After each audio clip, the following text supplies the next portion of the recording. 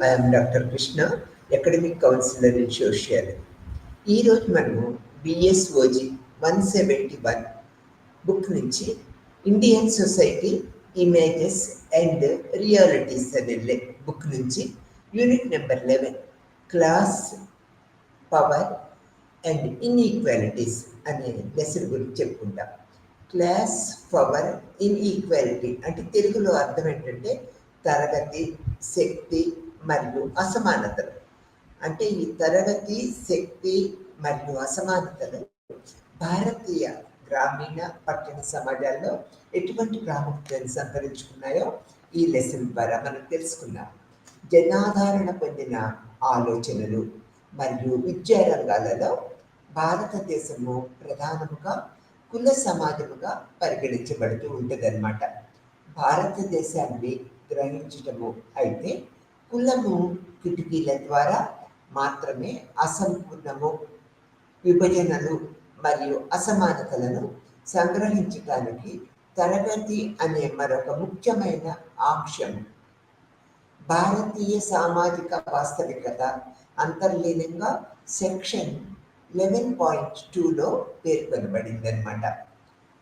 ఈ యొక్క భారతదేశ వర్గ సమాజానిగా సూచిస్తూ ఉంటుంది. గ్రామీణ మరియు పట్టణ భారతదేశంలోని తరగతి నిర్మాణము మరియు వర్గ సంబంధాలను చదవటంపై ఈ లెసన్ మనకు కేంద్రీకరిస్తూ ఉంటుంది. సెక్షన్ 11.5 ఆధిపత్య వర్గానికి సంబంధించినది మరియు అది ఎన్నికల ప్రజాస్వామ్యము మధ్య రాష్ట్రముపై అధికారాన్ని మరియు ప్రభావాన్ని ఎంత మేరకు ఉపయోగిస్తుందో మనకు తెలుస్తూ ఉంటుంది. ఆదాయము మరియు సంపద యొక్క వర్గ ఆధారిత అసమానతల పునరుత్పత్తికి ఇది నిరంతరము దోహదం చేస్తూ ఉంటుందని మనం ఇక్కడ గమనించవలసిన విషయం అన్నమాట.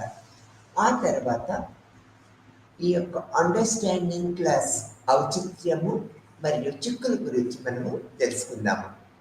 భారతీయ సమాజము అత్యంత స్థిరీకరించబడిన సమాజంగా మనకు తెలిసిన విషయమే. భారతీయ సమాజంలో విభజనలు మరియు సోపానుక్రమాన్ని దోహదపడే బహుళ అంశాలు ఉంటూ ఉంటాయి. కులము మరియు తరగతి చాలా ప్రాథమికమైనది. భారతదేశాన్ని సాధారణముగా కుల సమాజముగా మనము తెలుసుకుంటూ ఉంటాము. సాధారణ ధోరణి ఏదైనప్పటికీ భారతీయ సమాజాలలో అధికారము మరియు అసమానతలను తరగతి ఒక ముఖ్యమైన ఆధారము మరియు అందువల్ల ప్రతిబింబము అవసరమనేది మనము గమనించవలసిన విషయం. తరగతి అనేది స్థిరీకరణ వ్యవస్థ. ఇది కులానికి భిన్నముగా ఆర్థికంగా ఉంటుంది. ఇది సమాజం యొక్క ఆచార క్రమం గురించి, వృత్తి, భూ యాజమాన్యము, విక్రయించదగిన దిగుబడి లేదా పునర్వినియోగపరచదగిన ఆదాయము మరియు సామాజిక మూలధనము వంటి ప్రమాణాలపై ఒక తరగతి ఆధారపడి ఉంటుంది. కీలకమైన అంశం ఏంటంటే ఈ ప్రమాణాలన్నీ నేరుగా డబ్బుగా మార్చబడుతూ ఉంటాయి. ఇక్కడ అందువలన తరగతి స్థిరీకరణలో డబ్బు లేదా సంపద ప్రధానమైనది. అయితే కులానికి విరుద్ధముగా వర్గ వ్యవస్థ అనుకూలమైనది మరియు తక్కువ దృఢమైనది. కుల స్థితి పుట్టుకతో మరియు వంశపారంపర్యంగా ఆపాదించినప్పటికీ తరగతి స్థితి అనేది ఒక వ్యక్తి సంపాదించిన లేదా సాధించిన డబ్బు లేదా సంపదపై నిరంతరము ఆధారపడుతూ ఉంటుంది. భారతీయ సమాజంలో స్థిరీకరణ మరియు ర్యాంకింగ్కు ప్రతిపాదికగా కులానికి సంబంధించిన తరగతి యొక్క ప్రాముఖ్యత ఇటీవలది. సాంప్రదాయ భారతదేశంలో వృత్తిపరమైన స్థితి జార్జ్ మనీ వ్యవస్థ యొక్క ప్రాబల్యము ద్వారా తరగతి నుండి విభిన్నంగా ఉంటుంది. ఉంటూ ఉంటుంది. ఇక్కడ సాంప్రదాయ వృత్తిపరమైన బాధ్యతలు, పోషక క్లయింట్ సంబంధాల యొక్క యజమాని వ్యవస్థ కుల ర్యాంకింగ్తో అతివ్యాప్తి చెందటాన్ని మనము చూస్తూ ఉన్నాము. మరియు వ్యక్తులు వారి వృత్తిపరమైన స్థితిని వారసత్వంగా పొందేలాగా చేస్తుంటుంది. కుల ఆధారిత దృఢత్వము, భూ సంస్కరణల ప్రవేశము, పారిశ్రామికీకరణ, విద్యా వ్యాప్తి, ఆర్థిక వ్యవస్థలో మోనటైజేషన్ మరియు ఆధునిక రవాణా లభ్యత కారణంగా మార్కెట్ లావాదేవీల సాధ్యాసాధ్యాలను సవాలు చేసే రాజ్యాంగ నిబంధనలు, జాజ్మన్ వంటి పద్ధతులను క్రమంగా క్షీణింపజేస్తూ వచ్చాయనేది కూడా మనకి చూస్తూ ఉన్నాము. ప్రస్తుత సందర్భాలలో ఈ యొక్క వ్యక్తులు తమ విద్యార్హతలు మరియు నైపుణ్యాలను అనుగుణంగా వారి కులాలకు అతీతంగా తమ వృత్తులను ఎంచుకునేందుకు ఎక్కువ తక్కువ స్వేచ్ఛను కలిగి ఉంటూ ఉన్నారు. ఈ యొక్క శ్రీపురం గ్రామంపై ఆండ్రీ బెటీల్ యొక్క పని 1966లో ఈ యొక్క సామాజిక శాస్త్రవేత్త అనేక కోణాలలో ఈ విషయాల మీద పరిశోధన చేశారన్నమాట. కొత్త శక్తులు సాంప్రదాయక సామాజిక సమీకరణకు భంగం కలిగిస్తున్నాయని మరియు కులాలపై పూర్తి ఆధారపడని ఆర్థిక తరగతి మరియు రాజకీయ వ్యవస్థలను ఉత్పత్తి చేస్తున్నాయని, ఇది బాగా ప్రతిబింబిస్తుందని ఈ యొక్క ఆండ్రీ అనే మహాశయుడు తన పరిశోధన వివరణ ఇచ్చారనేది మనం చెప్పుకోవచ్చు. ఒక వ్యక్తి యొక్క ఉన్నత యొక్క కుల స్థితి తప్పనిసరిగా అతని ఆర్థికంగా మరియు రాజకీయంగా ఆధిపత్యము స్థానాన్ని సూచించదన్నమాట. అయితే జాజ్మని వంటి వ్యవస్థలు బలహీనపడినప్పటికీ కుల వృత్తిలో అనుబంధము తగ్గింది అనేది కూడా మనము చెప్పుకుంటూ ఉండాలి. ఇది పూర్తిగా అదృశ్యం కాలేదు. కొన్ని కులాలు సంబంధించిన వృత్తులను ఇప్పటికీ కొనసాగుతూనే ఉన్నాయి. చాలామంది వ్యవసాయ కార్మికులు ఉన్నారు. ఎక్కువ మంది మన సమాజంలో వ్యవసాయ కార్మికులు ఉన్నారన్నమాట. మరియు పారిశుద్ధ్య పనిలో నిమగ్నమై ఉన్నారు. కొంతమంది తక్కువ కులాలకు చెందిన వారు ఈ పారిశుద్ధ్య పనుల్లో నిమగ్నమై ఉన్నారు. ఎందుకంటే అధిక జీతము పొందే కొన్ని వృత్తులు ఉన్నత కులాలకు సంబంధించినగా సమాజంలో పరిగణించబడుతూ ఉండేది అన్నమాట. అందుకని ఈ యొక్క నిమ్న కులాలు, తక్కువ కులాలు ఈ యొక్క వృత్తుల్లో నిలబడిపోయారు. ప్రధాన వృత్తులలో అందరూ కూడా నిమ్న కులాలు పనిచేస్తూ ఉన్నారు. అది సామాజిక వ్యవస్థలో ఒక భాగంగా ప్రజలు భావిస్తూ ఉండేవారు. ఇక్కడ ఆగ్రేరియన్ క్లాస్ స్ట్రక్చర్ మరియు క్లాస్ రిలేషన్స్ అనే దాని మీద ఒక హిస్టారికల్ అవలోకనం మనం ఇప్పుడు పరిశీలిద్దాం. ఈ విభాగము వ్యవసాయ మరియు అసమానతలపై చారిత్రక దృక్పథాన్ని మనకి అందిస్తూ ఉంటుంది. స్వతంత్ర అనంతరము వ్యవసాయ సంస్కరణలు మరియు వర్గ నిర్మాణముపై వలసవాదము మరియు జాతీయవాద ప్రతిస్పందనలపై నిరంతరము దృష్టి సాధిస్తూ ఉంటుందన్నమాట.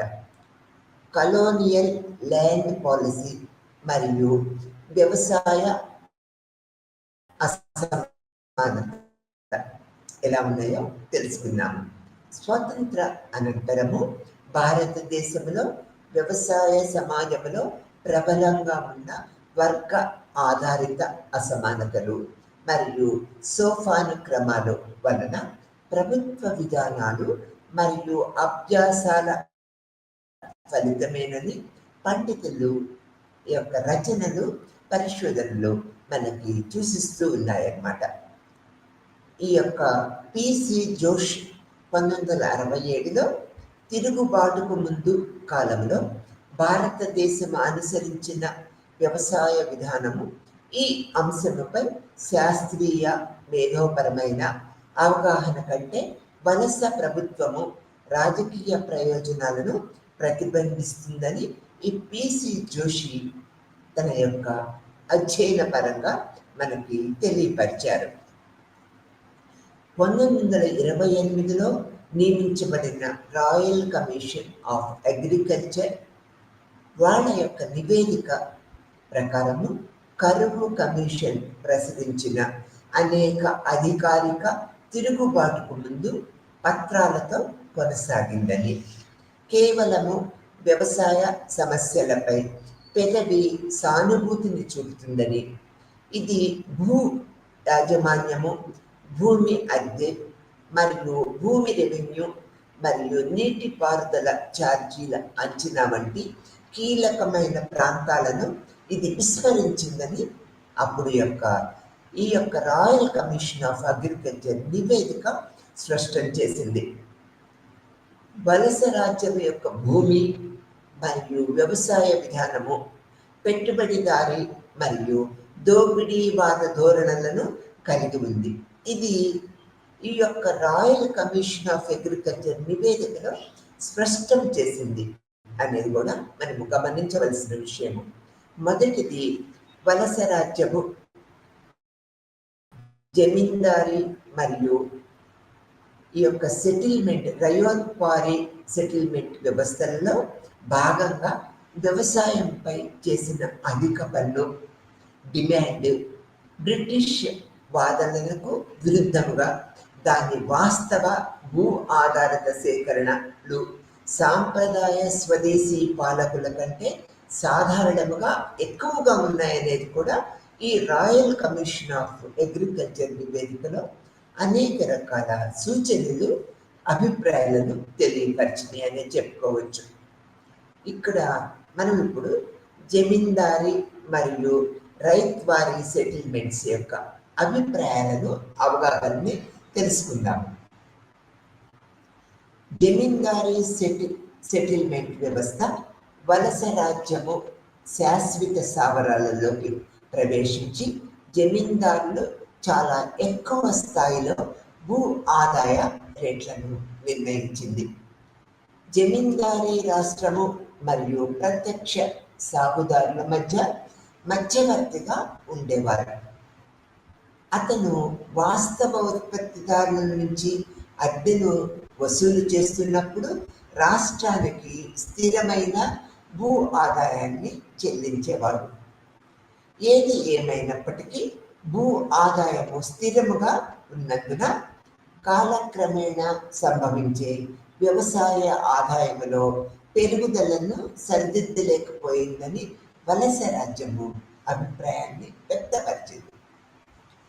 ఆ తర్వాత ఆదాయములో మిగులును మధ్యవర్తులు ఎక్కువగా స్వాధీనము చేసుకున్నారు. పర్యవసానముగా వలస ప్రభుత్వము రైత్వారీ లేదా రైట్తో నేరుగా ఏర్పాటు చేసిన తాత్కాలిక నివాసాల యొక్క రైత్వారీ వ్యవస్థను మనకి సూచిస్తూ ఉంటుంది. ఇది ఆర్థిక వ్యవస్థ లేదా రాజకీయాలను భరించే గరిష్ట పరిమితికి రాబడి రేట్లను పెంచే ఆవర్తన పునర్విమర్శను కలిగి ఉన్నదనేది కూడా మనము ఈ యొక్క పద్ధతిలో తెలుసుకుంటూ ఉన్నాం. రెండవది, వలస పాలనలో హాజరు కాని భూస్వామ్యవాదము మరియు ఉపవిశ్వాసము ప్రబలంగా ఉన్నాయి. రైతులు తమకు మరియు రాష్ట్రానికి మధ్యవర్తుల శ్రేణిని కొనసాగించడానికి అధిక అద్దెలు చెల్లిస్తున్నారని ఇది సూచిస్తూ ఉన్నది. అద్దె డిమాండ్తో పాటు భూస్వాములు నగదు, వస్తువులు లేదా కూలీలలో అనేక ఆక్రమ వసూళ్లను ఆశ్రయించారు.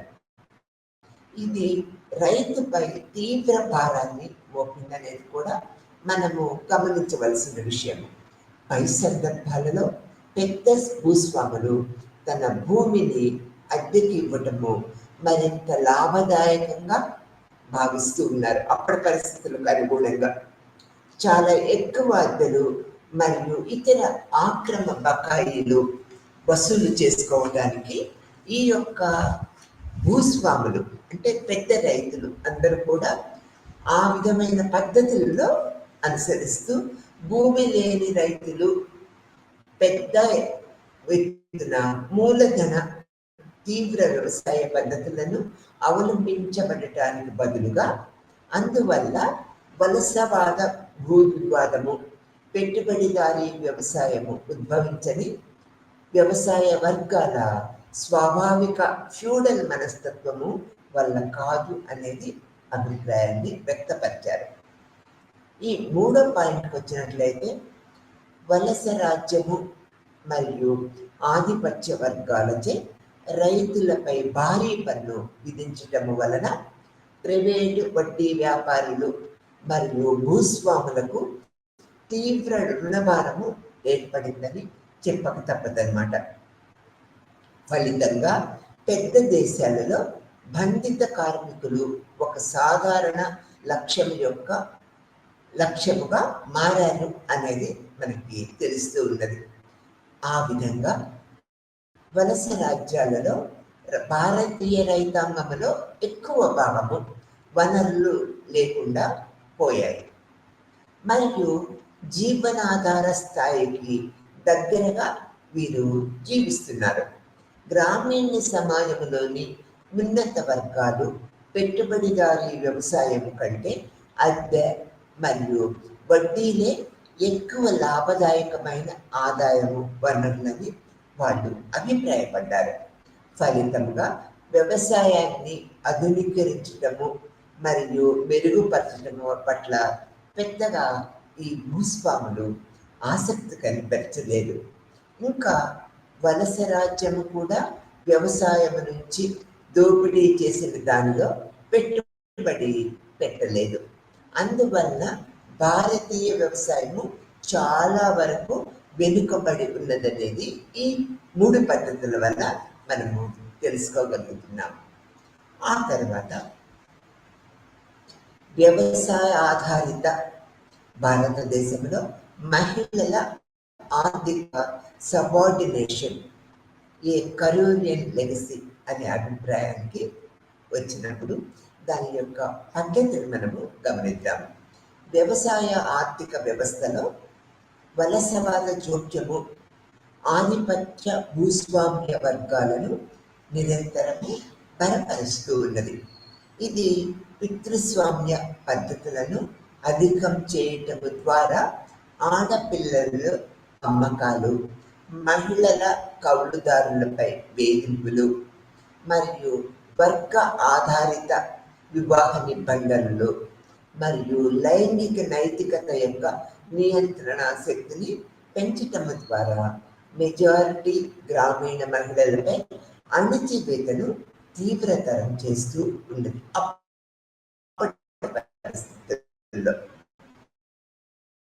ఇంకా వలస పాలన పూర్వము వ్యవసాయ నిర్మాణంలో ప్రబలంగా ఉన్న ఉత్పత్తి సాధనాల యాజమాన్యం నుంచి స్త్రీలు మినహాయింపును బలపరిచే వ్యక్తిగత భూమి హక్కులను పురుషుల చేతుల్లోకి చేర్చింది. మాతృస్వామ్య వ్యవస్థలు ఉన్న చోట అవి నెమ్మదిగా వారసత్వపు పితృస్వామ్య నమూనాలుగా రూపాంతరం చెందుతూ వచ్చాయనేది కూడా మనం ఇక్కడ గమనించవలసిన విషయము. స్వతంత్ర అనంతరము భారతదేశంలో చాలా మంది గ్రామీణ మరియు పట్టణ మహిళలను భూమి ఆస్తి హక్కులు ఇప్పటికీ అస్పృష్టంగానే ఉన్నాయనేది మనము చూస్తూ ఉన్నాం. అయినప్పటికీ 2005లో హిందూ వారసత్వ సవరణ చట్టము పురుషులు మరియు మహిళల ఇద్దరికి సమాన వారసత్వ హక్కులను నిర్ధారించింది. వాస్తవానికి కొంతమంది స్త్రీలు కుటుంబ ఆస్తిని వారసత్వంగా పొందుతూ ఉంటారు మరియు వారి సోదరుడి కోసము వారి హక్కులను కూడా అప్పటి పరిస్థితులకు అనుగుణంగా కోల్పోతూ ఉంటారు. ఆ తర్వాత Nationalist approach, A response to colonial policy అనే పద్ధతిని మనము చూద్దాం. 19వ శతాబ్దం చివరి నుంచి వలసవాదములో భారత వ్యవసాయము వెనుకబడి ఉందని జాతీయవాదులు విమర్శిస్తూ ఉన్నారు. వారు భూ నియంత్రణకు సంబంధించిన వలసవాద సిద్ధాంతాన్ని పూర్తిగా పోటీ చేసి తిరస్కరించారు. ప్రత్యేకించి రెవెన్యూ వ్యవస్థను అణచివేసే భూస్వామి కౌలుదారుల సంబంధంలో మార్పుల కోసము వాదించారు.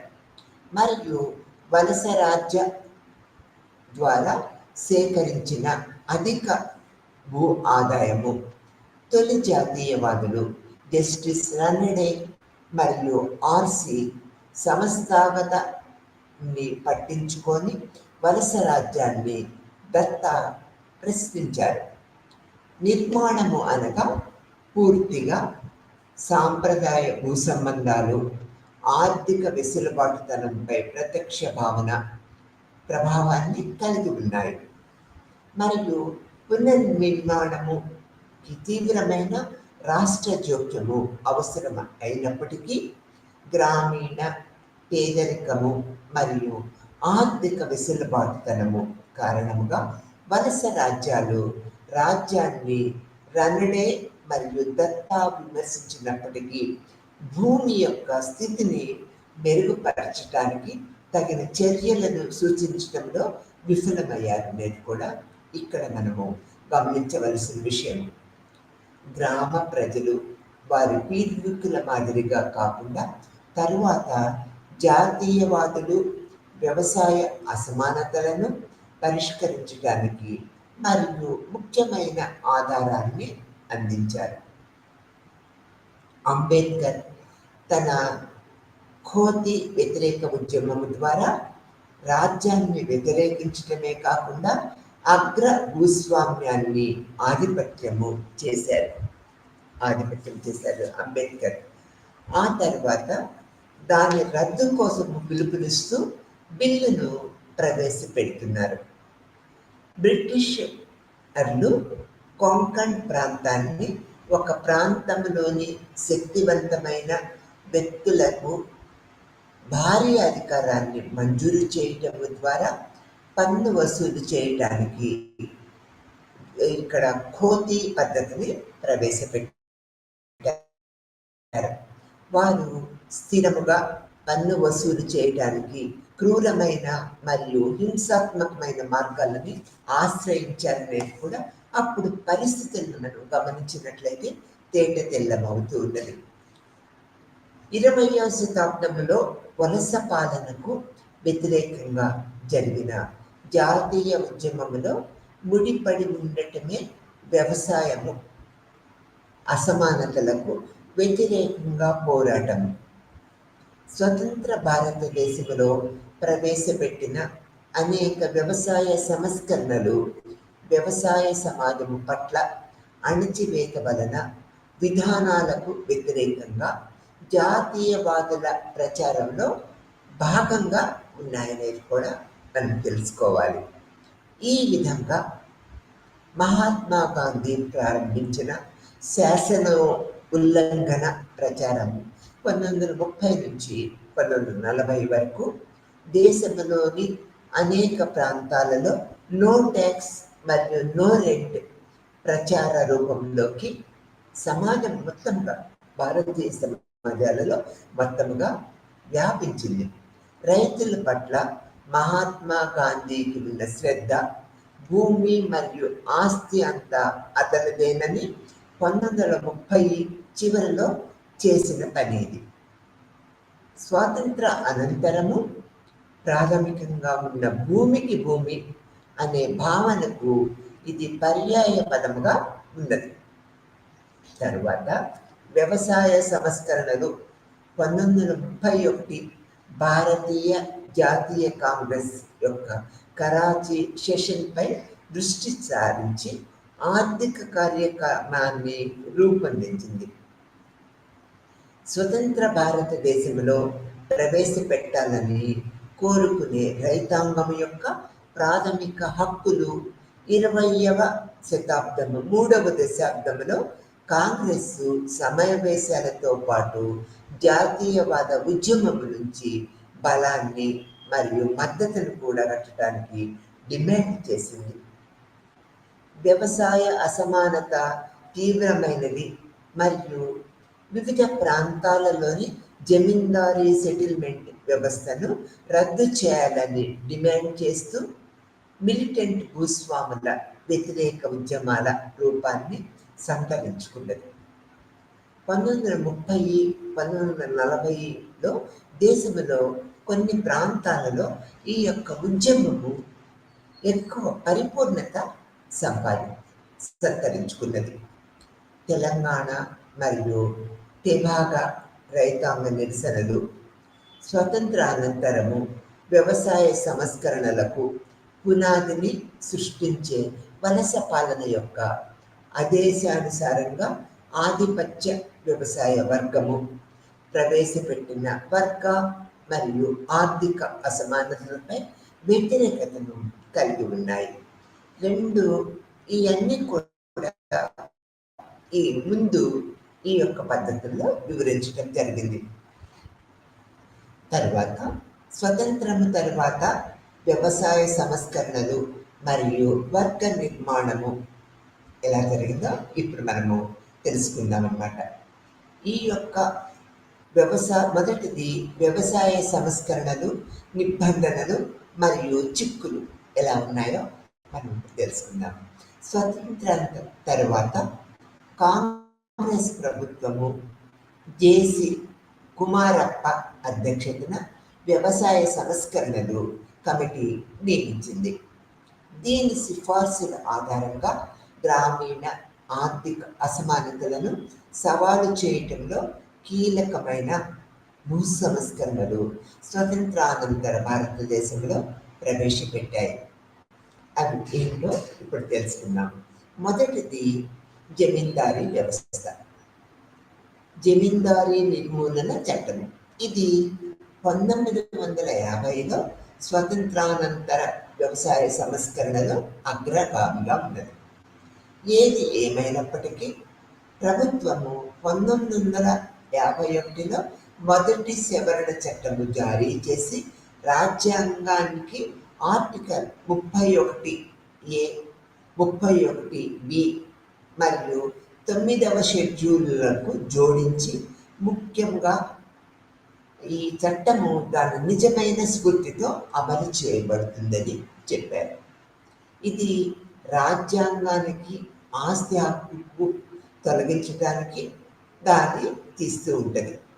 ప్రాథమిక హక్కుల జాబితా సవరణలు మరియు చేర్పులు రాష్ట్రానికి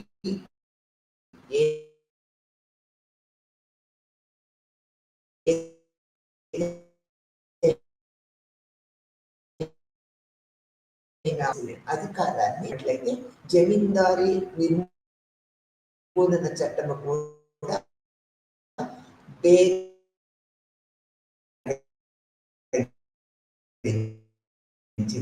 ప్రకటించింది.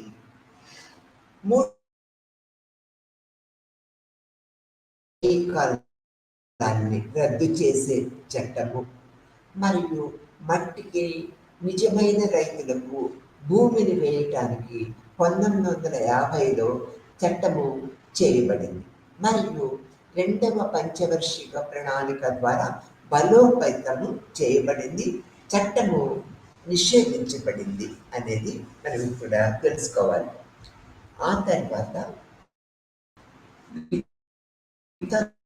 జంతువులు ఇక్కడ మరియు ఇతర వికలాంగులు మినహా భూమిని తగ్గించటము, భూ యజమాని బలవంతంగా మరియు చట్ట విరుద్ధమైన తొలగింపు నుండి వాటాదారులు మరియు కౌలుదారులు రక్షణ కోసము నిబంధనలు అనేకంగా రూపొందించబడ్డాయి. ఈ యొక్క 4వ పాయింట్కి వచ్చినట్లయితే 1960లో గరిష్ట పరిమాణాన్ని నిర్దేశించడానికి ల్యాండ్ సీలింగ్ చట్టము రూపొందించబడింది. దీనికి మించి ఆదాయము మరియు ఆస్తి యొక్క సమాన పంపిణీని నిర్ధారించడానికి ఏ ఒక్క వ్యవసాయదారుడు లేదా వ్యవసాయ కుటుంబము ఏ భూమిని కలిగి ఉండకూడదు అనేది ఈ యొక్క 1960 యొక్క ఈ యొక్క నిర్దేశించిన ల్యాండ్ సీలింగ్ చట్టం యొక్క అభిప్రాయం. ఈ 5వ పాయింట్కి వచ్చినట్లయితే భూమి లేని కూలీలకు ఉపాధి కల్పించే విధంగా తిరిగి సేకరించిన వ్యర్థాల అభివృద్ధి కోసము సామూహిక వ్యవసాయము ఆలోచన ప్రోత్సహించబడింది. ఇది స్వతంత్ర అనంతరము ప్రవేశపెట్టిన భూ సంస్కరణలు పెద్ద భూస్వాముల చేతుల్లో భూమి కేంద్రీకరణకు దారితీసింది. భూమికి భూమి అనే ప్రాథమిక నిబంధన పెద్ద భూస్వాములచే తారుమారు చేయబడింది. వారి చట్టాన్ని రూపొందించడానికి ముందు దీర్ఘకాలిక అద్దెదారులను చాలా వరకు తొలగించారు. ఇంకా భూ సీలింగ్ చట్టం యొక్క ప్రాథమిక లక్ష్యాలను పెద్ద భూస్వాములచే చాలా వరకు ఓడిపోయాయనేది చెప్పక తప్పదు.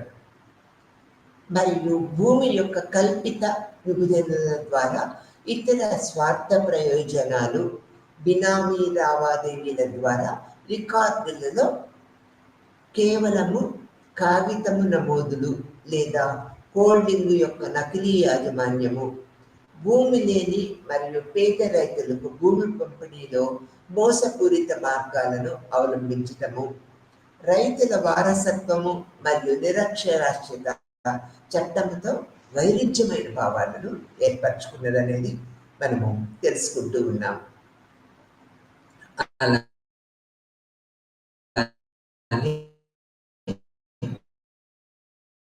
విజయాన్ని సాధించాయి.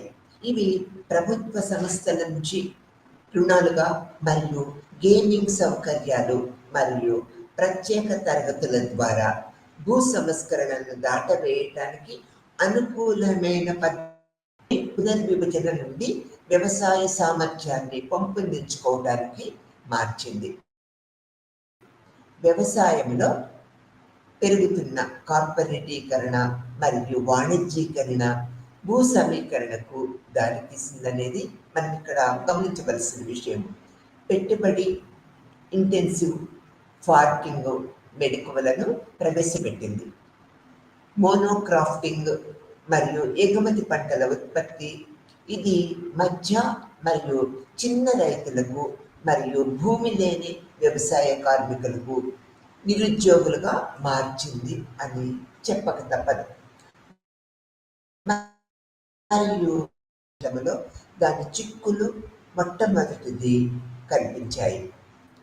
హరిత విప్లవము అధిక దిగుబడినిచ్చే వివిధ రకాలు విత్తనాలు, ట్రాక్టర్లు, నీటిపారుదల సౌకర్యాలు, పురుగు మందులు మరియు ఎరువుల వంటి ఆధునిక పద్ధతులు మరియు సాంకేతికతను పరిచయం చేసింది.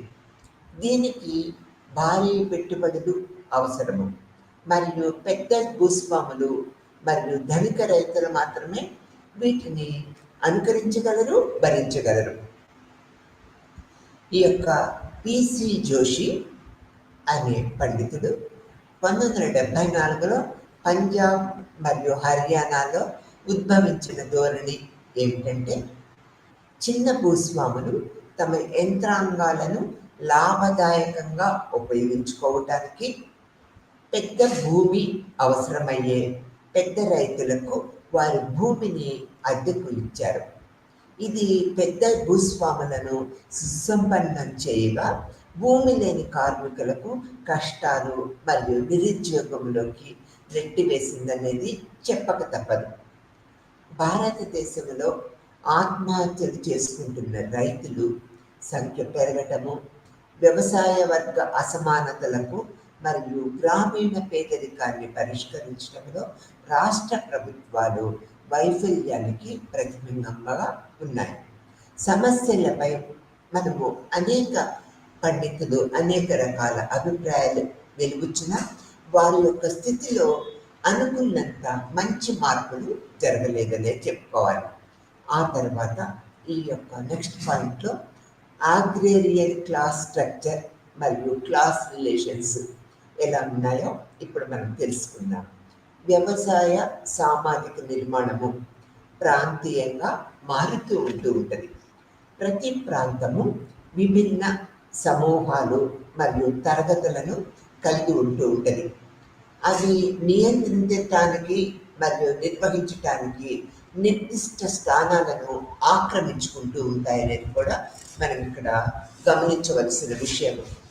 ఆ తర్వాత భూ వ్యవహారాలలో ఈ యొక్క ఏఆర్ దేశాయి మరియు డేనియల్ స్వతంత్ర అనంతరము భారతదేశంలో వ్యవసాయ వర్గాలకు వర్గీకరించడానికి సాధారణ ఫ్రేమ్వర్క్ రూపొందించిన ప్రముఖ పండితులుగా మనం చెప్పుకోవచ్చు.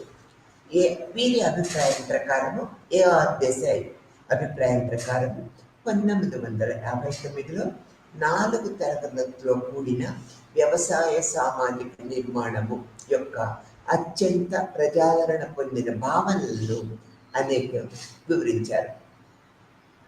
వ్యవసాయ రంగంలోని 3 తరగతులు ఇక్కడ భూ యాజమానులు, కౌలుదారులు మరియు కూలీలచే ఏర్పాటు చేయబడ్డాయి.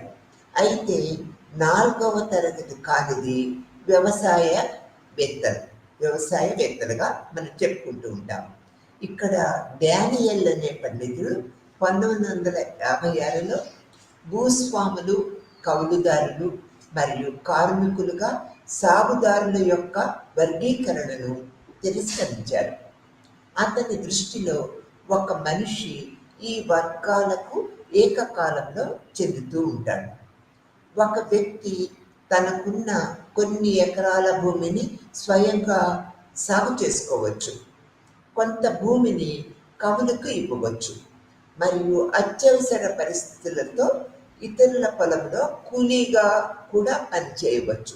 అతను 3 నిర్దిష్ట పదాలను ఉపయోగించి వ్యవసాయ సంబంధాలను విశ్లేషించారు. ఎవరు? ఈ డానియల్ అనే అతను 1956లో. ఇక్కడ వ్యవసాయ భూస్వాములకు మాలిక్ అంటే భూమిపై నాసిరకము హక్కులు కలిగిన శ్రామిక రైతులకు అద్దెదారులతో సహా కిసాన్ అని, ఇతర భూములు ఫ్లాటుల్లో పనిచేసే వ్యవసాయ కూలీల కోసము మజ్దూర్ అని ఈ 3 వర్గీకరణలు చేశారు వ్యవసాయంలో ఉన్నవారిని.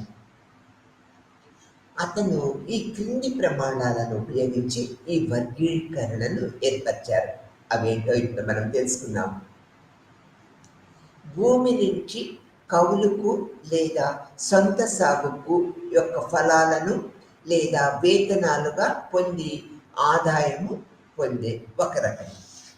రెండో రకానికి వచ్చేటప్పటికీ యాజమాన్య లేదా అద్దె లేక షేర్ కాస్టింగ్ క్లైమ్ నుండి పొందిన హక్కుల స్వభావాన్ని మనం మార్చవచ్చు.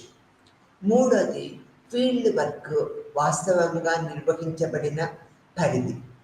అస్సలు పనిచేయని వారు, పాక్షిక పని చేసేవారు, కుటుంబ శ్రమతో మొత్తం పనులు చేసే అసలైన సాగుదారులు, ఇతరులను పని చేసి వేతనాలు పొందేవారుగా ఉండవచ్చు అనేది అనేక వర్గీకరణలు చేశారనేది మనం ఇక్కడ చూస్తూ ఉన్నాం.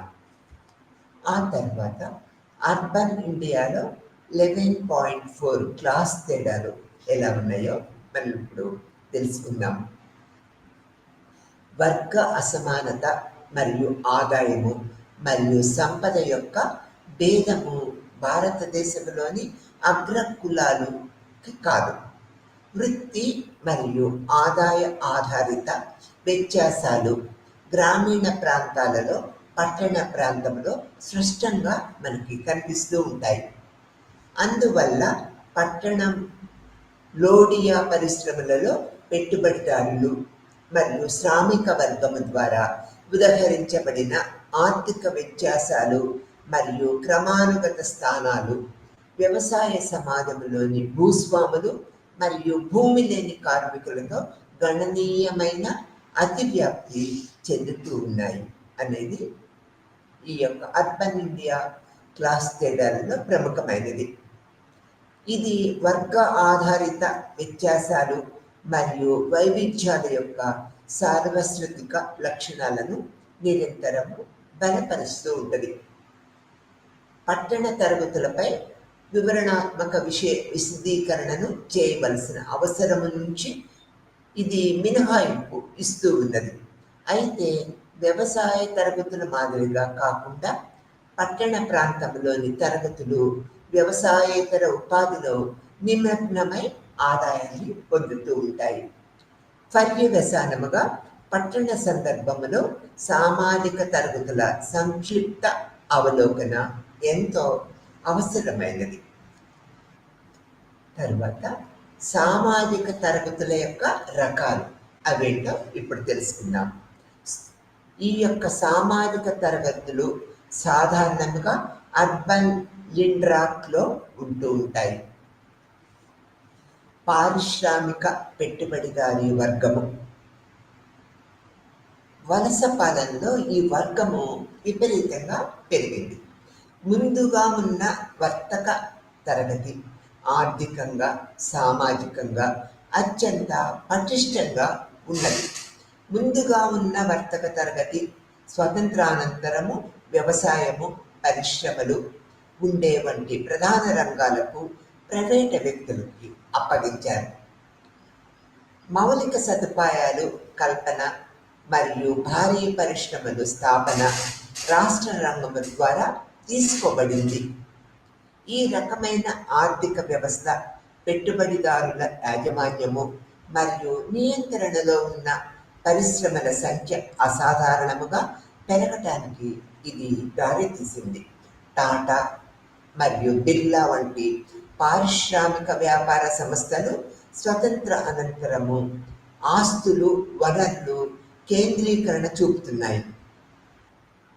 లాభం కోరటము మరియు మూలధన సేకరణ ఈ తరగతి యొక్క ప్రాథమిక లక్ష్యంగా ఏర్పడింది. దాని ఆర్థిక స్థితి ఫలితముగా ఈ తరగతి క్రింద విభాగంలో పరిశీలించబడిన వివిధంగా రాష్ట్రంపై గణనీయమైన ప్రభావాన్ని చూపింది అని మనము గ్రహించవచ్చు. ఇక్కడ వైట్ కాలర్ వర్కింగ్ క్లాస్, ఈ యొక్క వైట్ కాలర్ వర్కింగ్ క్లాస్ నిమగ్నమై ఉన్న వారందరిచే ఏర్పాటు చేయబడింది.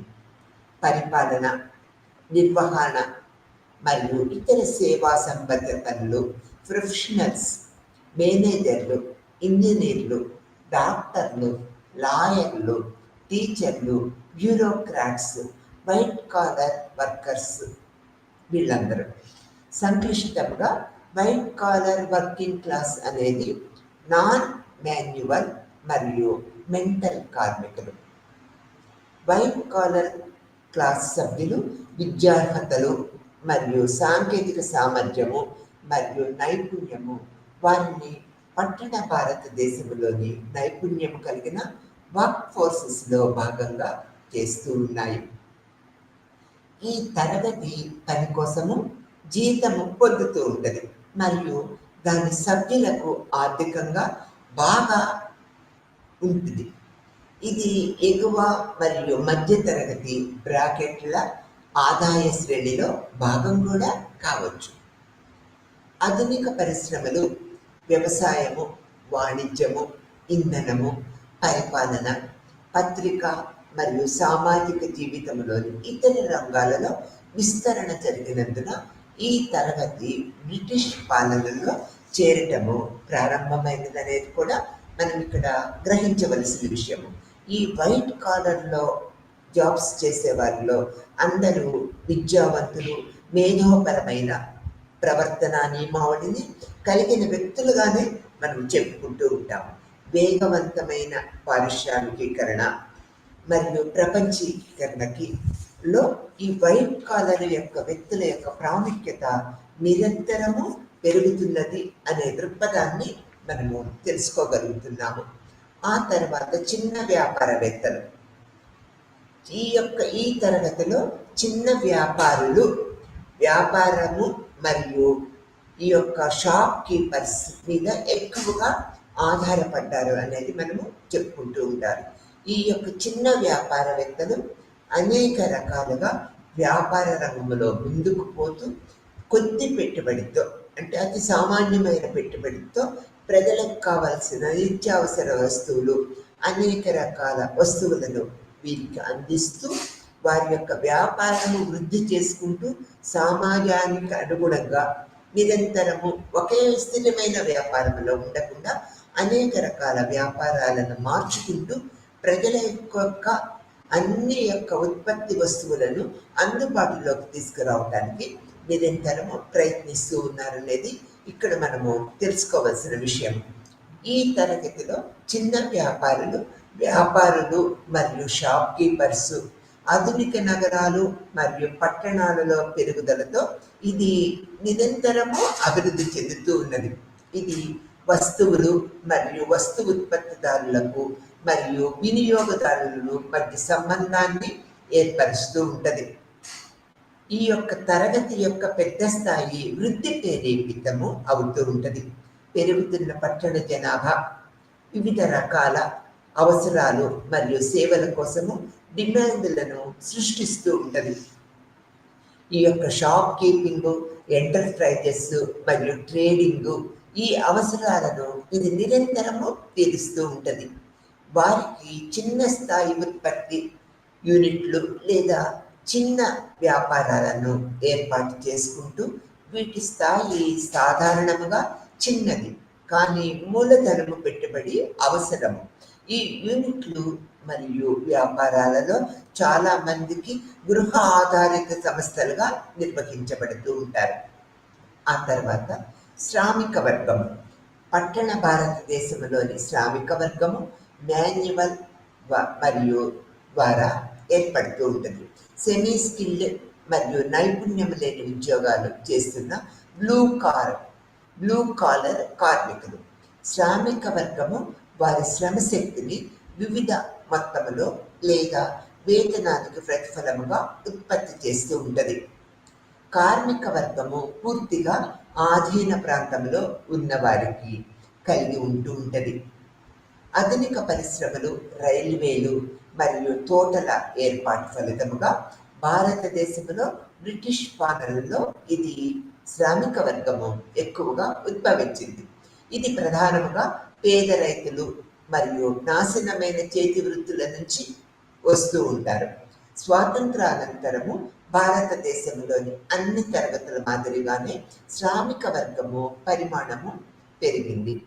కార్మిక వర్గ సభ్యులు పరిశ్రమలోని వివిధ ప్రాంతాలలో మరియు వివిధ రంగాలలో పంపిణీ చేయబడుతూ ఉంటారు. ఈ తరగతిలో ఎక్కువ భాగము అసంఘటిత రంగంలోని కార్మికులుగా ఉన్నారు. అందువలన ఇది భిన్నమైన వైవిధ్యమైన వర్గంగా ఈ శ్రామిక వర్గాన్ని మనం చెప్పుకోవాలి. ఆ తర్వాత అర్బన్ ఇండియాలో క్లాస్ డిఫరెన్సెస్ మరియు ఫిమేల్ వర్క్ ఫోర్స్ పార్టిసిపేషన్ ఏ విధంగా ఉన్నదో మనం తెలుసుకుందాం. స్వతంత్ర అనంతరము భారతదేశము అభివృద్ధి చెందుతున్న పారిశ్రామికీకరణ మరియు పట్టణీకరణను గుర్తించబడింది. దీనితో మహిళలపై అట్టడుగున మరియు దోపిడీకి సంబంధించిన కొన్ని సందర్భాలు ఉద్భవించాయి. ఉన్నత మరియు మధ్యతరగతి మహిళలను ఇది భిన్నమైన ఆర్థిక రంగంలోకి అభివృద్ధించడాన్ని సూచిస్తూ ఉంటుంది. ఇక్కడ సేవా రంగము, వృత్తులు మొదలైనవిగా ఉదాహరణగా చెప్పుకోవచ్చు. వారు పితృస్వామ్య సవాళ్లను ఎదుర్కోవలసి ఉంటుంది. అయినప్పటికీ ఈ రంగంలో వారి పేలవమైన భాగస్వామ్యము మరియు మహిళా శ్రామిక శక్తి యొక్క రాజ్యాంగము, ప్రైవేటు స్త్రీ సంబంధమైన గోళాల నుంచి పబ్లిక్ పురుష విభజనపై ఇది ఆధారపడి ఉంటుంది. పేద మహిళలకు పట్టణ సందర్భాలు ఆధునిక పారిశ్రామిక రంగంలోకి వెళ్ళటానికి దారి చూపుతూ ఉన్నాయి. ఇది పారిశ్రామికీకరణ పరిస్థితుల రూపంలో అసమాన వేతనాల వలసలు మరియు గృహాలుగా చెప్పుకోవచ్చు. సహాయక పితృస్వామ్య పద్ధతుల రూపంలో కనిపించే సవాళ్ల యొక్క కొత్త రూపాలు ఆవిర్భావానికి ఇది దారితీసింది. అలానే పట్టణ పరిసరాల్లోని అనధికారిక రంగంలో గృహ కార్మికులుగా మరియు గృహ ఆధారిత పరిశ్రమలలో కార్మికులుగా సిద్ధంగా శోషణము కనిపిస్తూ ఉంటుంది. ఆ తర్వాత డామినెంట్ క్లాస్ మోడల్ ఎలా ఉంటుంది, అసమానతలు మరియు మార్పు ఎలా జరిగిందో తెలుసుకుందాం. స్వతంత్ర భారతదేశంలో 3 తరగతుల ఆధిపత్యంలో గుర్తించబడింది ఇది. పండిత రచనలు ఎన్నో ఉన్నాయి. వారి వృత్తిపరమైన స్థానాలు, భూమి మరియు ఆదాయ సంపద యాజమాన్యము వారికి ప్రజలపై అధికారాన్ని చెలాయించడానికి గణనీయమైన ప్రాబల్యము మరియు ఆధారాన్ని అందిస్తూ ఉంటాయి. ఈ సమూహాలలో రాష్ట్రములో అనుబంధంలోకి వస్తాయి మరియు అవి అభివృద్ధి ప్రయోజనాలను పొందుతూ ఉంటాయి. తరువాత వారికి సెట్ చేసే అభివృద్ధి లాభాలను దోచుకుంటూ ఉంటాయి. ఏది ఏమైనప్పటికీ ప్రపంచీకరణ ప్రారంభ ఆర్థిక విధానాలలో ఒక నమూనాగా మార్పును ఇది సూచిస్తూ ఉంటుంది. ఇది ఎన్నికల ప్రజాస్వామ్యంతో పాటు అట్టడుగు వర్గాల ప్రయోజనాలను రాష్ట్ర ప్రభుత్వం చూసుకోవటము ఇది తప్పనిసరిగా ఒక ప్రక్రియగా చేస్తూ ఉంటుంది. ఆ తర్వాత రాష్ట్ర పాత్ర చాలా ముఖ్యమైనది ఇందుట్లో. ఎలా అంటే ఇది రాజకీయ మరియు చట్టపరమైన అధికారాలను మాత్రమే కాకుండా ఆర్థిక వనరుల్లో గణనీయమైన వాటాను నియంత్రించే స్వయం ప్రతిపత్తి సంస్థగా ఉంటుంది. దీన్ని మనము సంభావిత ఫ్రేమ్వర్క్ అంటూ ఉంటాం. రాష్ట్రానికి పెద్ద ప్రభుత్వ రంగ సంస్థల యాజమాన్యము ఉంది. లైసెన్సింగ్ మరియు క్రెడిట్ కేటాయింపుల విధానం ద్వారా ప్రైవేట్ తయారీ రంగంపై నియంత్రణ అయితే ఆధిపత్య వర్గాల నిరంతర అవకతవకలు మరియు రాష్ట్ర విధానాలు మరియు కార్యకలాపాల నుంచి ఇవి ఆధిపత్య వర్గాలు నిరంతరము ప్రయోజనాన్ని పొందుతూ ఉంటాయి. వారు రాష్ట్ర వనరులను హరించుకుపోతూ ఉంటారు. ఇది ఆర్థిక వ్యవస్థలో ప్రభుత్వము మరియు ప్రైవేటు పెట్టుబడుల్లో క్రమముగా క్షీణతకు దారితీస్తుంది మరియు తత్ఫలితముగా వృద్ధిని మందగించి ఆధిపత్య వర్గాల వారి స్వార్థ ప్రయోజనాలను ఇది నెరవేర్చటం వల్ల రాష్ట్ర ప్రజా అభివృద్ధికి చర్యలు తీసుకోవటంలో వాస్తవముగా అసాధ్యము. వారు పేదలను స్థానభ్రంశం చేస్తూ పెట్టుబడిదారీ విధానం యొక్క విప్లవాన్ని సృష్టిస్తూ ఉన్నారు. సామూహిక పేదరికము, ఆదాయ అసమానతలు మరియు వనరుల అసమానత పంపిణీ యొక్క స్థిరత్వము వారి బలము మరియు రాష్ట్రంతో వారి అనుబంధము పరంగా వివరించబడిందనేది మనం చెప్పుకోవాలి. ఇక్కడ నిష్క్రియ విప్లవము అంటే ఏంటంటే ఇటాలియన్ తత్వవేత్త ఆంటోనియో నిష్క్రియ విప్లవము అనే భావనను ప్రవేశపెట్టారు. ఇది పెట్టుబడిదారీ విధానం యొక్క రాజకీయ ఆర్థిక వ్యవస్థను బలోపేతం చేయటము ద్వారా ఆధిపత్య వర్గాలలో బలోపేతం చేసే రాష్ట్రాలలోని ఉన్నత ఇంజనీరింగ్ సామాజిక రాజకీయ సంస్కరణలకు సంబంధించింది. ఈ లైసెన్స్ పాలన బలహీనపరచడము, రాష్ట్ర ఆర్థిక విధాల మార్పుల్లో విదేశీయ మూలధనము మరియు వినియోగదారుల వస్తువుల సులభ ప్రవాహము మరియు టెలికమ్యూనికేషన్, రవాణా మరియు బ్యాంకింగ్ వంటి ప్రభుత్వ రంగాలను ప్రైవేట్ ప్లేయర్లకు తెరవటం వల్ల వర్గ ఆధిపత్య చట్టంలో మార్పులు విప్లవాత్మకంగా దారితీశాయి. సాంప్రదాయ వ్యాపార సంస్థలతో పాటు మారిన దృష్టాంతరంలో ఈ యొక్క కార్పొరేట్ పెట్టుబడిదారీ వర్గం యొక్క ప్రత్యేక ఆధిపత్యము నిరంతరము ఏర్పడిందనేది మనము ఇక్కడ తెలుసుకోవాల్సిన విషయం. ఈ యొక్క సంక్లిష్టముగా అట్టడుగు వర్గాలకు ఆహారము, బట్టలు మరియు పని ఇస్తూ ఉండాలి. ఇది రాజకీయం యొక్క కష్టమైన మరియు అసంకల్పిత ప్రక్రియ. ఇది ప్రజాస్వామ్య పరిస్థితుల్లో నిష్క్రియ విప్లవం యొక్క భవిష్యత్తు ఆధారపడి ఉంటుంది అనేది మనం ఇక్కడ తెలుసుకోవాలి. ఈ లెసన్లో మనము తరగతి యొక్క సంస్థ మరియు ఫలితముగా భారతీయ సామాజిక వాస్తవికతలో ఆర్థిక సోపానక్రమాలు మరియు విభజనలను ప్రతిబింబిస్తూ ఉంటాయి. గ్రామీణ మరియు పట్టణ పరిస్థితుల్లో వర్గ ఆధారిత అసమానతలపై అనేక ప్రక్రియలు జరిగాయనేది తెలుసుకున్నాము. ప్రస్తుత సందర్భంలో ఒక వ్యక్తి యొక్క వృత్తి స్థితిని దగ్గరగా అనుసంధానించబడిన ఆదాయము మరియు సంపదలో వ్యత్యాసాల పరంగా వర్గ ఆధారిత అసమానతలను మనము అనేక రూపాలలో తెలుసుకోగలిగాము. సమకాలీన భారతీయ సందర్భంలో కులముతో పాటు వర్గాన్ని లెక్కించడానికి బలమైన శక్తిగా ఉద్భవించింది. వర్గస్థితి మరియు రాజకీయ అధికారము మరియు ఆధిపత్య వర్గాల భావన మధ్య ఉన్న సన్నిహిత సంబంధాన్ని అనేక కోణాలలో మనం తెలుసుకున్నాం.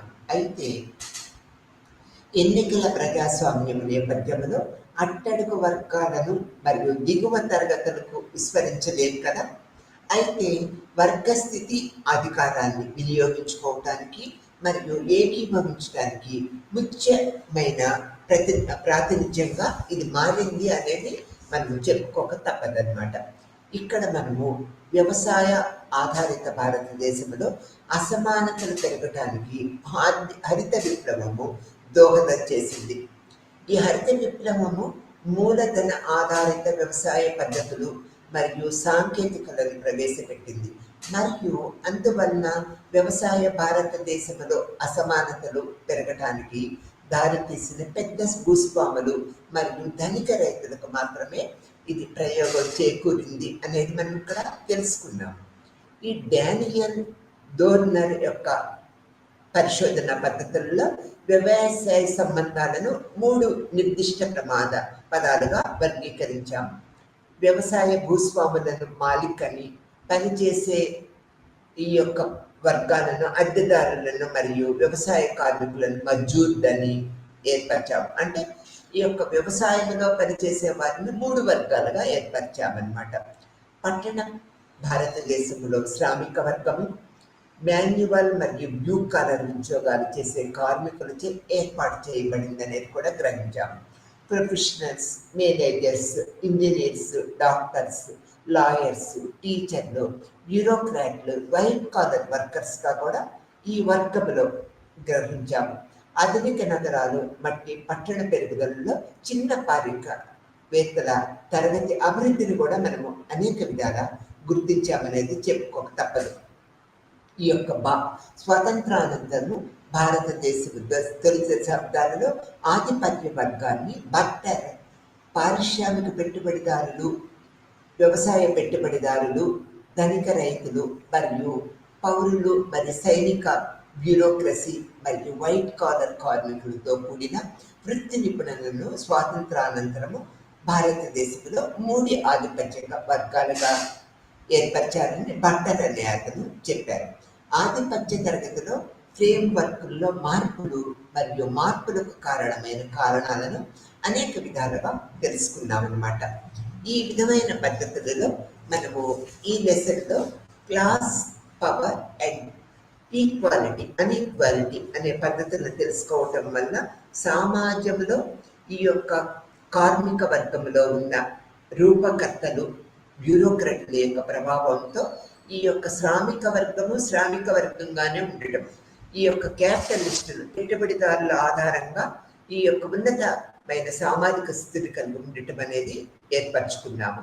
ఇక్కడ పురుష సామాజిక వ్యవస్థలో స్త్రీలకు కూడా ప్రత్యేకమైన పాత్ర అనేది స్వాతంత్రానంతరము మనము ఏర్పాటు చేయడంలో అనేక పద్ధతులు కలిగి ఉన్నాం. సామాజిక వర్గము, పవరు ఏ విధంగా ఉంటుందనేది, అన్ఈక్వాలిటీ, శ్రామికులకు ఈ యొక్క భూస్వాములకు యొక్క పద్ధతులను, తేడాలను గమనించగలిగాం ఈ లెసన్లో. నమస్తే.